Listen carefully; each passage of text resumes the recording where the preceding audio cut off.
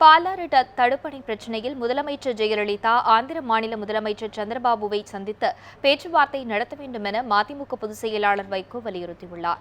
வேலூர் மாவட்டம் வாணியம்பாடி அருகே ஆந்திர எல்லைப் பகுதியில் உள்ள பாலாற்றில் ஆந்திர அரசு தடுப்பணை கட்டி வருகிறது. இதற்கு எதிர்ப்பு தெரிவித்து தமிழக விவசாயிகள் பல்வேறு போராட்டங்களை நடத்தி வருகின்றனர். இந்நிலையில் அந்த பகுதியில் கட்டப்பட்டு வரும் தடுப்பணையை மதிமுக பொதுச் செயலாளர் வைகோ நேரில் பார்வையிட்டார். பின்னர் செய்தியாளர்களிடம் பேசிய அவர் பொது நிலப்பரப்பில் நீரை அணை கட்ட அதிகாரம் இல்லை என தெரிவித்தார். தடுப்பணை பணியை தடுத்து நிறுத்த ஆந்திர முதலமைச்சர் சந்திரபாபு நாயுடுவை முதலமைச்சர் ஜெயலலிதா சந்தித்து பேச்சுவார்த்தை நடத்த வேண்டும் எனவும் கேட்டுக் கொண்டார். தமிழகத்தினுடைய முதலமைச்சர் அவர்கள் ஆந்திர மாநில முதலமைச்சரோடு இது குறித்து நேரடியாக பேசி இது எந்த அளவுக்கு